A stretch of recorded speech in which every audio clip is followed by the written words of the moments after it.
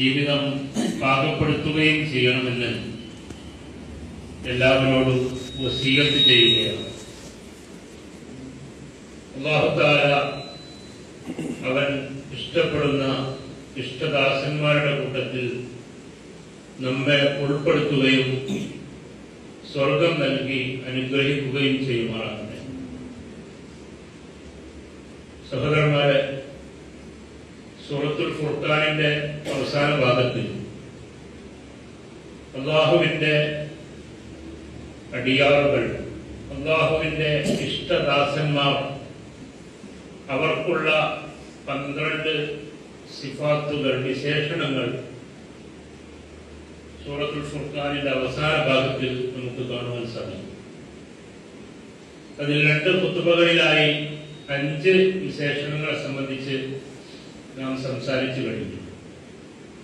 ഇനി അതിന്റെ ബാക്കി ഭാഗമായ 2-3 കാര്യങ്ങളെ സംബന്ധിച്ചാണ് ഇന്ന് നമുക്ക് സംസാരിക്കുവാനുള്ളത്. അവസാനമായി പറഞ്ഞത് വല്ലദീന ഇദാ അൻഫഖൂ ലം യുസ്രിഫൂ വലം യഖ്തുറൂ വകാന ബൈന ദാലിക ഖവാമ. ധനം സമ്പാദിക്കുമ്പോൾ, ധനം ചെലവഴിക്കുമ്പോൾ അതിൽ സൂക്ഷ്മത പുലർത്തുന്ന മധ്യമമായ നിലപാട് സ്വീകരിക്കുന്നവരാണ് യഥാർത്ഥത്തിൽ അല്ലാഹുവിന്റെ അടിയാറുകൾ എന്നതാണ് വിശദീകരിച്ചത്. ഇന്ന് നമുക്ക് പറയുവാനുള്ളത് 3 കാര്യങ്ങൾ അവർ ചെയ്യുകയില്ല എന്നാണ്. വല്ലദീന ലാ യദ്ഉന മഅല്ലാഹി ഇലാഹൻ. അവർ ഒരിക്കലും അല്ലാഹുവിന്റെ കൂടെ മറ്റൊരു ഇലാഹിനോട് പ്രാർത്ഥിക്കുകയില്ല. അഥവാ പ്രാർത്ഥന നടത്തുകയാണെങ്കിൽ അത് അല്ലാഹുവിനോട് മാത്രമായിരിക്കും. രണ്ടാമത്തെ കാര്യം വലാ യഖ്തുലൂന നഫ്സല്ലതി ഹറമല്ലാഹു ഇല്ലാ ബിൽ ഹഖ്. അതുപോലെ തന്നെ അവകാശമില്ലാതെ മറ്റുള്ള ആളുകളെ അവർ വധിക്കുകയില്ല, കൊല ചെയ്യുകയില്ല.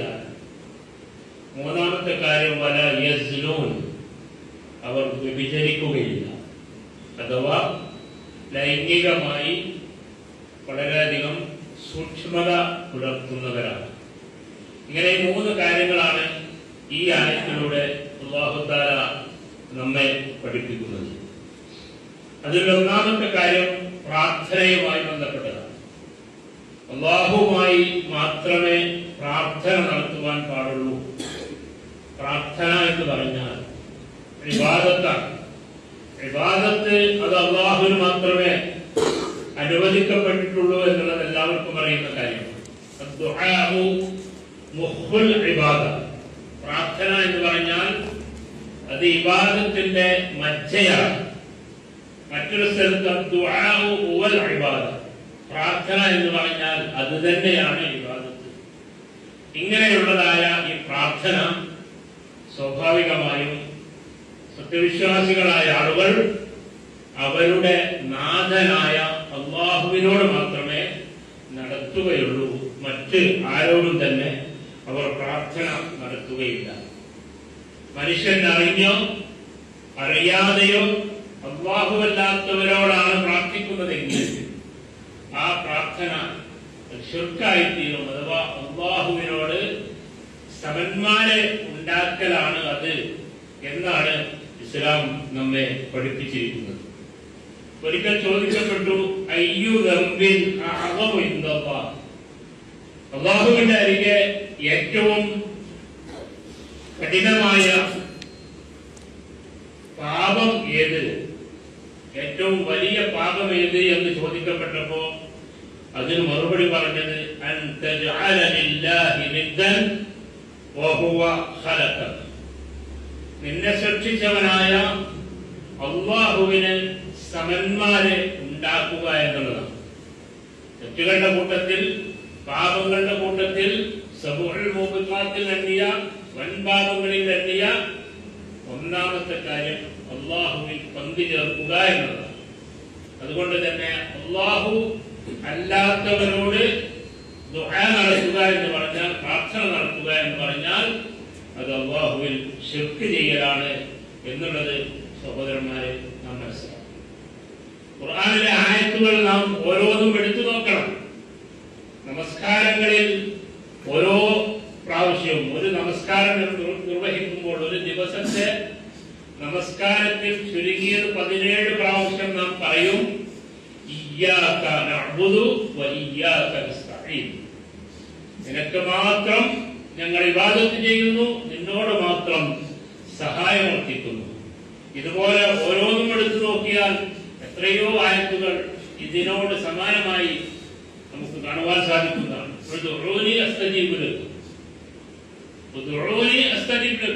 എന്നോട് നിങ്ങൾ പ്രാർത്ഥിച്ചുകൊള്ളൂ, നിങ്ങളുടെ പ്രാർത്ഥനയ്ക്ക് ഞാൻ ഉത്തരം നൽകാം.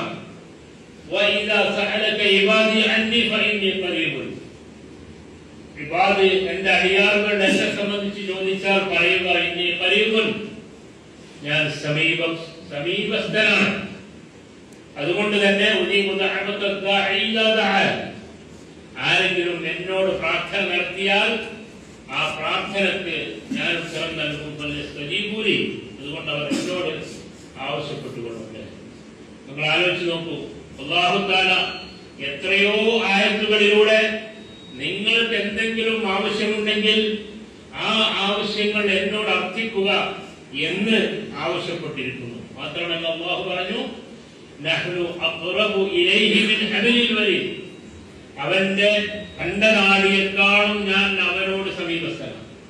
ഇങ്ങനെയൊക്കെ പറഞ്ഞ അല്ലാഹു പ്രാർത്ഥിക്കുവാൻ നമ്മോട് ആവശ്യപ്പെട്ട അല്ലാഹു ഉണ്ടായിരിക്കെ അല്ലാഹുവിന്റെ സൃഷ്ടികളോട് അല്ലാഹുവിനോട് സമന്മാരാക്കിക്കൊണ്ട് പ്രാർത്ഥിക്കുന്നത് എത്രമാത്രം പോഷത്വമാണ് എന്ന് സഹോദരന്മാരെ നാം മനസ്സിലാക്കണം. ഇതൊക്കെ യാഥാർത്ഥ്യങ്ങളാണ്, ഇന്ന് നടന്നുകൊണ്ടിരിക്കുന്ന കാര്യങ്ങളാണ്.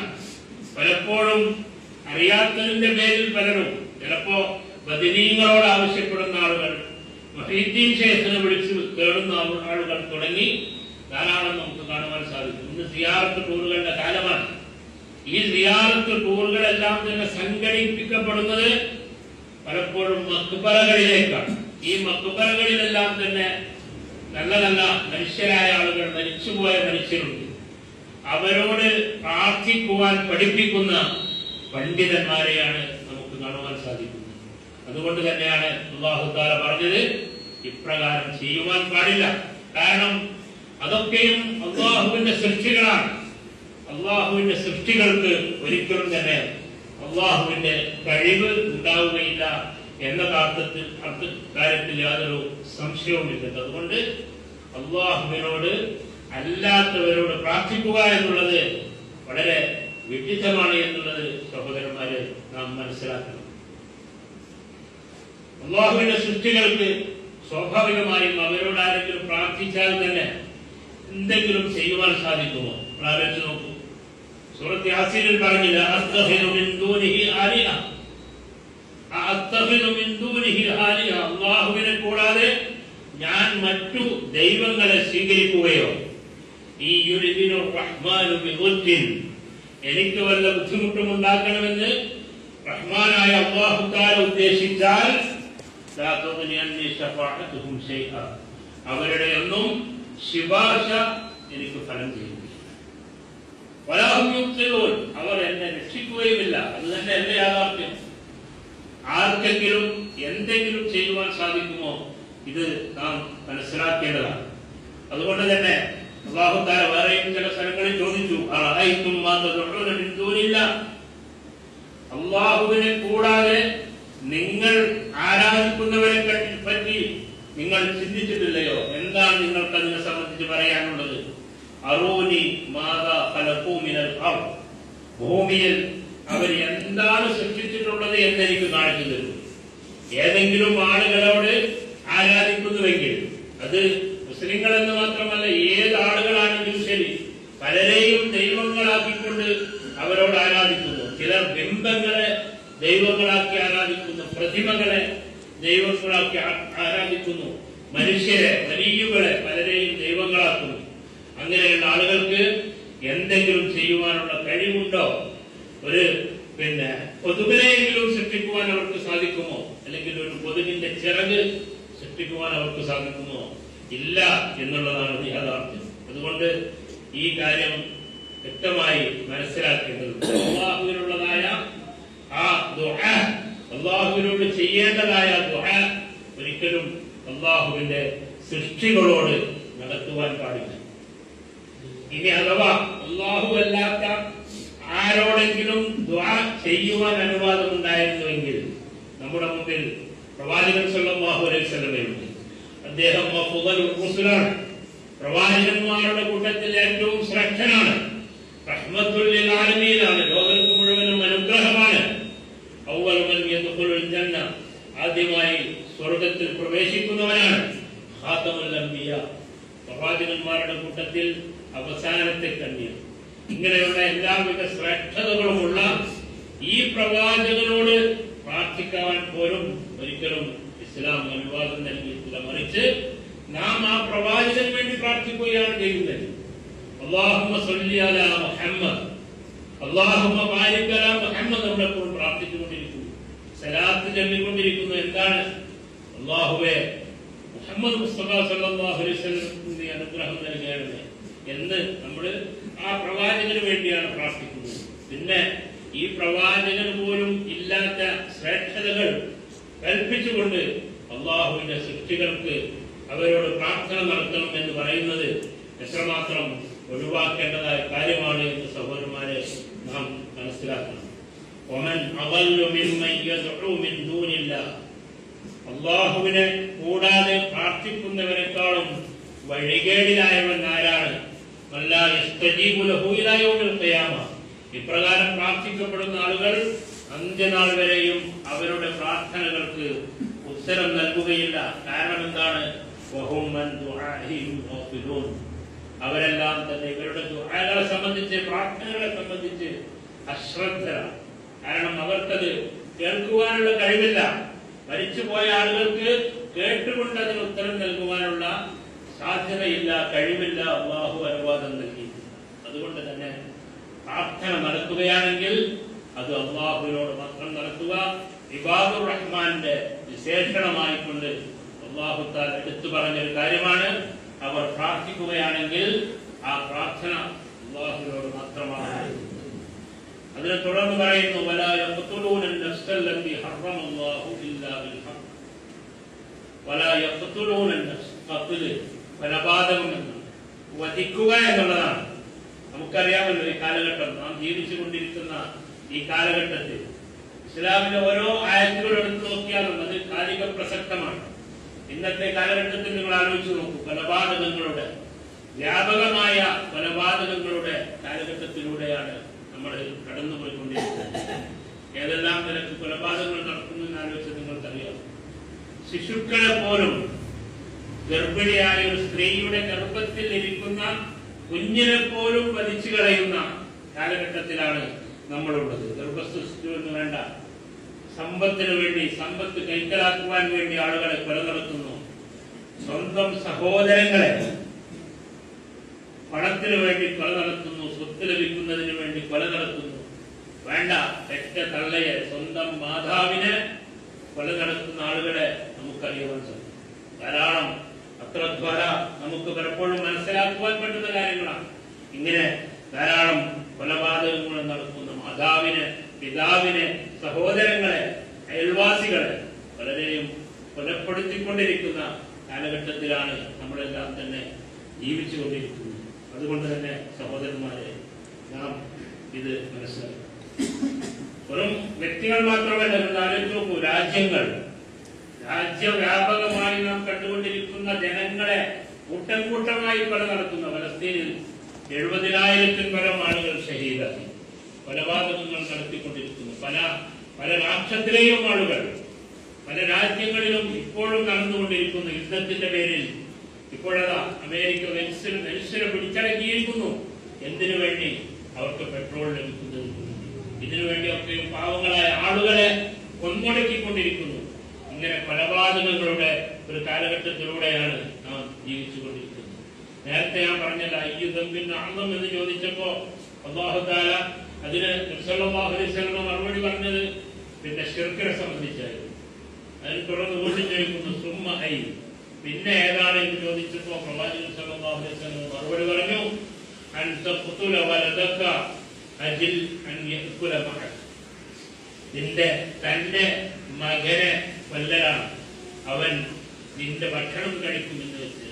അവന് നീ ഭക്ഷണം കൊടുക്കേണ്ടി വരും, വിശപ്പിന് വേണ്ടി അവന് ഭക്ഷണം കൊടുക്കേണ്ടതായ ബാധ്യത എനിക്കുണ്ടാകുമല്ലോ എന്ന് വിചാരിച്ച് മക്കളെ കൊണ്ട്, അതാണ് വിശപ്പ് ഭയന്നുകൊണ്ട് നിങ്ങൾ നിങ്ങളുടെ മക്കളെ കൊന്നുകളയരുത് എന്നൊക്കെ ഖുർആനിലൂടെ പറയുവാനുള്ളതാണ്.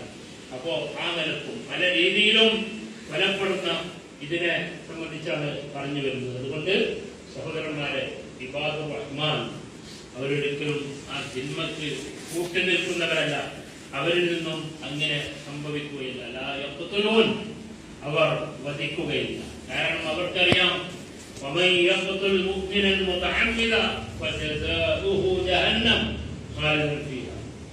ആരെങ്കിലും സത്യവിശ്വാസിയായ ഒരു മനുഷ്യനെ വെറുതെ കൊലപ്പെടുത്തുകയാണെങ്കിൽ, യാതൊരു കാര്യവുമില്ലാതെ കൊലപ്പെടുത്തുകയാണെങ്കിൽ അയാളുടെ പ്രതിഫലം ജസാഉഹു ജഹന്നം ഖാലിദൻ ഫീഹാ, അയാളുടെ പ്രതിഫലം നരകമാണ്. ആ നരകത്തിൽ അയാൾ ശാശ്വതമായി കഴിയേണ്ടവരാണ്. ഈ ഐഹിക ലോകത്ത് പലപ്പോഴും നമുക്ക് പല കൊലപാതകളിലും കാണാം. അവരൊക്കെ ഇപ്പോഴും ശൈലവിഹാരം നടത്തിക്കൊണ്ടിരിക്കുന്നു. ഇവിടെ അവർക്ക് പ്രശ്നമില്ല. കാരണം അവർ പിന്നെ ഭരണത്തിന്റെ ആളുകളാവാം, സമ്പത്തിന്റെ ആളുകളാവാം. അതുകൊണ്ടൊക്കെ അവര് ശൈലവിവാഹം നിരാഹാരം നടത്തുന്നുണ്ടെങ്കിൽ പോലും സഹോദരന്മാരെ നാം മനസ്സിലാക്കുക, അവർക്ക് അല്ലാഹുവിന്റെ മുമ്പിലെത്തിയാൽ അവർക്ക് ലഭിക്കുവാനുള്ളത് സ്ഥിരമായ ശാശ്വതമായ നരകമാണ് എന്നുള്ളതാണ് നാം മനസ്സിലാക്കേണ്ടത്. അതുകൊണ്ട് സത്യവിശ്വാസിയുടെ ബാധ്യതയാണ് സമൂഹത്തിനെ നല്ല നിലക്ക് ജീവിക്കുവാൻ അനുവദിക്കുക.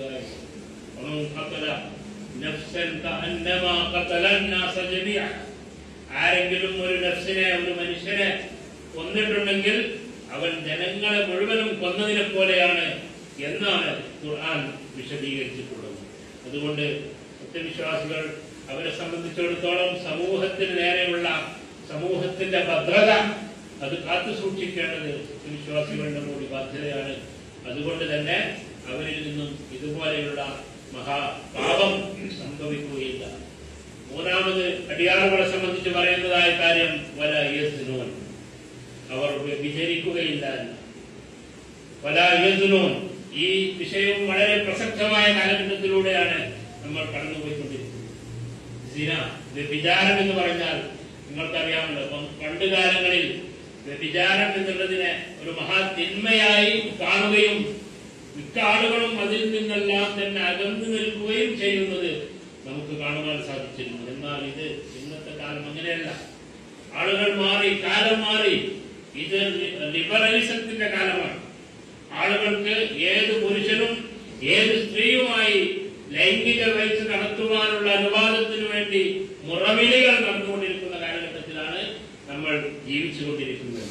അതുകൊണ്ട് തന്നെ ഇസ്ലാമിനെ സംബന്ധിച്ചിടത്തോളം, സത്യവിശ്വാസികളെ സംബന്ധിച്ചിടത്തോളം അവർക്ക് ഒരിക്കലും ചെയ്യാൻ പാടില്ലാത്ത, അവരുടെ സ്വഭാവങ്ങളിൽ ഉണ്ടാവാൻ പാടില്ലാത്ത ഒന്നാണ് വ്യഭിചാരം. ഇസ്ലാം ശരിക്ക് വ്യഭിചരിക്കരുത് എന്നുകൂടിയല്ല പറഞ്ഞത്. പിന്നെയോ നിങ്ങൾ വ്യഭിചാരത്തോട് അടുത്ത് പോകരുത്. അത് മാക്സമാണ്, വളരെ മോശമായ മാർഗമാണ്. അതുകൊണ്ട് തന്നെ വ്യഭിചാരത്തോട് നിങ്ങൾ അടുത്ത് പോകരുത്. അതുകൊണ്ടാണ് ഇസ്ലാമിന്റെ പല കൽപ്പനകളും, ഓരോ കൽപ്പനകളും, അതായത് ഒരു പുരുഷനിൽ നിന്നും സ്ത്രീയിൽ നിന്നും അഹിതമായി ഒന്നും സംഭവിക്കാതിരിക്കുവാൻ വേണ്ട ധാരാളം കൽപ്പനകൾ നമുക്ക് കാണുവാൻ സാധിക്കും. വിശ്വാസികളോട് പറയുക, അവർ അവരുടെ ദൃഷ്ടികൾ താഴ്ത്തട്ടെ. സത്യവിശ്വാസികളായ സ്ത്രീകളോട് പറയുക, അവർ അവരുടെ ദൃഷ്ടികൾ താഴ്ത്തട്ടെ. അതായത് കാണലിലൂടെ മറ്റു സംഗതികളൊന്നും സംഭവിക്കാതിരിക്കാൻ വേണ്ടി ഇസ്ലാമിന്റെ കൽപ്പനകളാണ്. സ്ത്രീകൾ വസ്ത്രധാരണത്തിൽ ശ്രദ്ധ പുലർത്തട്ടെ, അവരുടെ അവയവ ഭംഗി പുറത്ത് കാണിക്കാതിരിക്കട്ടെ. അതായത് വ്യഭിചാരത്തിലേക്ക് നയിക്കുന്ന എന്തെല്ലാം ഉണ്ടോ അതിനെ മുഴുവൻ ഇസ്ലാം തടഞ്ഞിട്ടുണ്ട്. പ്രവാചകൻ സല്ലല്ലാഹു അലൈഹി വസല്ലം പറഞ്ഞില്ലേ, ഇദാ ഖലാ റജുലുൻ ബിഇംറഅത്തിൻ ഫഇന്ന ശൈത്താന യകൂനു സാലിസുഹു. ഒരു സ്ത്രീ അന്യ പുരുഷനുമായി ഒറ്റയ്ക്കാവുകയാണെങ്കിൽ യകൂനു സാലിസുഹുമാ ശൈത്താൻ, മൂന്നാമൻ അവിടെ ശൈത്താനായിരിക്കും, പിശാചായിരിക്കും. അവരെ വഴിവഴിപ്പിക്കുവാൻ യാതൊരു പ്രയാസവും ഉണ്ടാവുകയില്ല. അതുകൊണ്ട് തന്നെ ഒരു സ്ത്രീയും പുരുഷനും ഒരുമിച്ചാകരുത് എന്ന് പ്രത്യേകമായി പ്രവാചകൻ സല്ലല്ലാഹു അലൈഹി വസല്ലമയുടെ കൽപ്പനയിൽ നമുക്ക് കാണുവാൻ സാധിക്കും. അതുകൊണ്ട് ഇബാദുർ റഹ്മാൻ അവര് ഈ കാര്യത്തിൽ വളരെയധികം സൂക്ഷ്മത പുലർത്തുന്നവരാണ്. കാരണം വ്യഭിചാരം എന്നുള്ളത് അത് വളരെയധികം നീചമായ പ്രവർത്തനമാണ്, മാത്രമല്ല ദുഷിച്ചതായ മാർഗമാണ്. ഒരു വ്യക്തിയെ മാത്രം ബാധിക്കുന്നതല്ല എന്നതുകൂടി നാം അതിൽ മനസ്സിലാക്കണം. ഇതൊരു വ്യക്തിയെ ബാധിക്കുന്നതല്ല, മറിച്ച് കുടുംബത്തെ എന്നല്ല, കുടുംബങ്ങളെ അല്ലെങ്കിൽ സമൂഹത്തെ അല്ലെങ്കിൽ സമൂഹങ്ങളെ, അവരുടെ സമൂഹത്തിന്റെ നിലനിൽപ്പിനെ ബാധിക്കുന്നതായ വിഷയമാണ്, അല്ലെങ്കിൽ സമൂഹത്തിന്റെ ഭദ്രതയെ ബാധിക്കുന്നതായ വിഷയമാണ്. മാത്രമല്ല വരാനിരിക്കുന്ന തലമുറയുടെ നിലനിൽപ്പിനെ, തലമുറയുടെ ഐഡന്റിറ്റിയെ സകലതും ബാധിക്കുന്ന ഒരു വിഷയമാണ് വ്യഭിചാരം എന്നുള്ളത്. സഹോദരന്മാരെ നാം മനസ്സിലാക്കണം. അതുകൊണ്ട് ഇബാദുർ റഹ്മാൻ അവര് ഈ കാര്യത്തിലൊക്കെയും സൂക്ഷ്മത പുലർത്തുന്നവരാണ്. അല്ലാഹു അല്ലാത്തവരോട് അവർ പ്രാർത്ഥന നടത്തുകയില്ല. അന്യരായ അവകാശമില്ലാതെ ആളുകളെ അവർ വധിക്കുകയില്ല. അതുപോലെ തന്നെ വ്യഭിചാരം അവർ നിർവഹിക്കുകയില്ല. ഇതുപോലെയുള്ള ഇത്തരം ഗുരുതരമായ പാപങ്ങളിൽ നിന്നെല്ലാം തന്നെ അല്ലാഹു തആല നമ്മെ അവരെയും രക്ഷപ്പെടുത്തുമാറാകട്ടെ. അതിന് അല്ലാഹു തആല തൗഫീഖ് നൽകട്ടെ. അഖൂലു ഖൗലി ഹാദാ വഅസ്തഗ്ഫിറുല്ലാഹ ലി വലക്കും വലിജമീഇൽ മുസ്ലിമീന അജ്മഈൻ ഫസ്തഗ്ഫിറൂ ഇന്നഹു ഹുവൽ ഗഫൂറുർ റഹീം.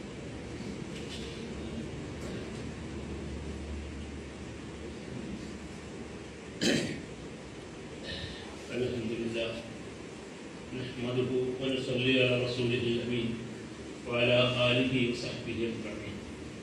إن نريد إلا الإصلاح ما استطعت وما توفيقي إلا بالله عليه توكلت وإليه أنيب.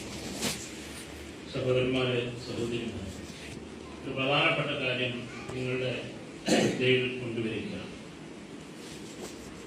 നമ്മുടെ രാജ്യത്ത്, ഇന്ത്യ മഹാരാജ്യത്ത് നമുക്കറിയുന്നത് പോലെ പിന്നാക്ക ന്യൂനപക്ഷ വിഭാഗമായി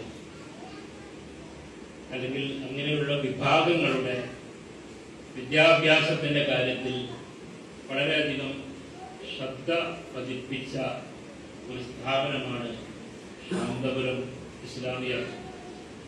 ഇപ്പോഴത് 70 വർഷം പിന്നിടുകയാണ്. കുറഞ്ഞ വർഷങ്ങളായി അൽ ജാമിയ അൽ ഇസ്ലാമിയ എന്ന പേരിൽ ഇസ്ലാമിക് യൂണിവേഴ്സിറ്റിയായി തന്നെ അത് അറിയപ്പെടും.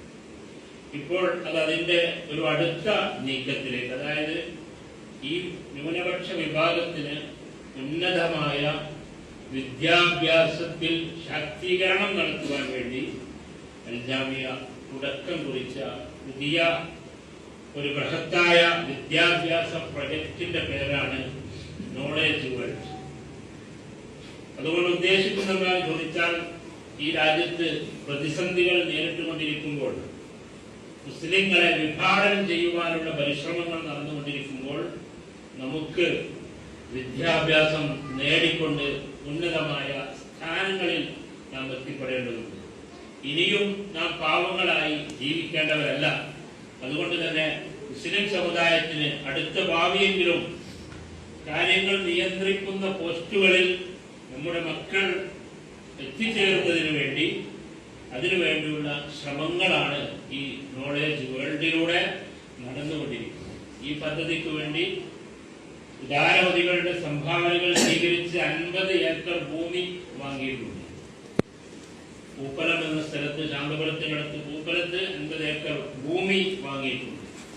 ഇനിയും അവിടെ ഉദ്ദേശിക്കുന്നത് law, science, technology, arts, social science, media studies ഇങ്ങനെ തുടങ്ങിയിട്ടുള്ളതായ എല്ലാവിധ വിഷയങ്ങളിലും മുസ്ലിം സമുദായത്തിൽപ്പെട്ട നമ്മുടെ കുട്ടികൾ ഉന്നതമായ പോസ്റ്റുകളിൽ എത്തുന്നതിന് വേണ്ടി അവരെ വളർത്തിക്കൊണ്ടുവരിക എന്നതിന്റെ ഉദ്ദേശത്തിലാണ് ഈ പറഞ്ഞ നമ്മുടെ നോളേജ് വേൾഡ് മുന്നോട്ട് പോയിട്ടുണ്ട്.